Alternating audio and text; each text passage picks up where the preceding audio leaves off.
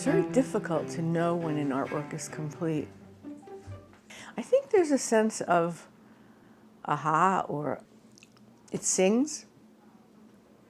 You feel a response when you look at it, you get something back. My name is Priscilla Snow Algava. I'm an artist and a teacher. What I hope for my artwork to say is that it speaks to people, that I create a dialogue, that somebody wants to jump in there with me, that somebody wants to see a canvas and say, oh, I'd like to be in that space, or I wonder what she meant by that. I wonder what those figures mean dancing. Why does she always paint dancers? Started teaching art in 1962.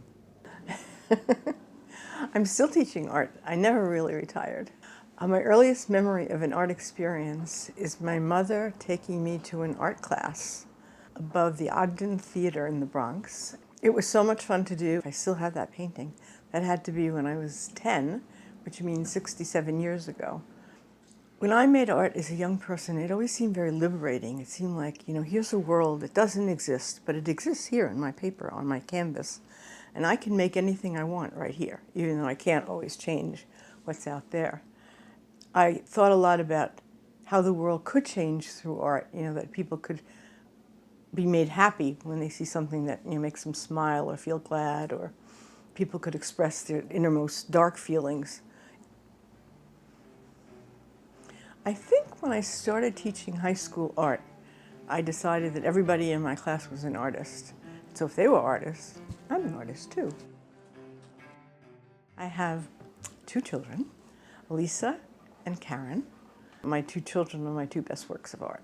Having a child and raising a child is very much like making a painting. You've got to put your heart and soul in it, give it everything you got, and then let go. Letting go relates to painting, knowing when to stop, knowing when to do more. Letting go is a process of being comfortable with what is and being able to be in the present moment. So that moment is gone, and now I'm moving on to another moment, and I have to acknowledge that. I was diagnosed with cancer on August 24th, 2016. What I've learned is that state of mind is so important, your attitude is so important. How we think and how we feel and how we behave really helps healing.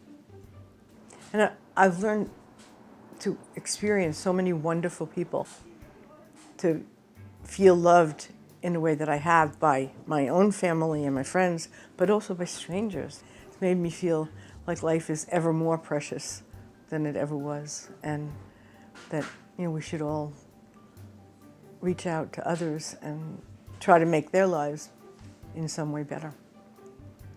So there are many times where I've been brought down by a bad report, and then I go home and seek support from some of my artist friends, Heather and Sherry, and we paint together and we draw together, and then I just feel totally restored and whole. I mean, it's like I'm able to step up the step now instead of stepping down. I don't have to give in to this. The most important thing for an artist to know, everything he needs is inside of him. Never to compare himself or herself with other people, only to learn from it, to look at and see what he or she can glean from that person, and to be satisfied with what comes out. And to not be critical, not be self-critical. So when we're critical, I think it's like driving a car with one foot on the brake and one foot on the accelerator. You don't get anywhere. I always have a drawing pad in my purse, and I'm always sketching and making notes. But I do a lot of writing along with my drawings, both in the artwork and in a journal, and sometimes on scraps of paper, which I'm not supposed to do.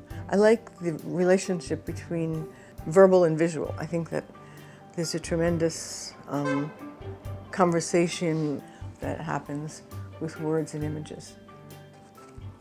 Maya Angelou, not everything you do is going to be a masterpiece, but you get out there and you try, and sometimes it really happens. The other times, you're just stretching your soul.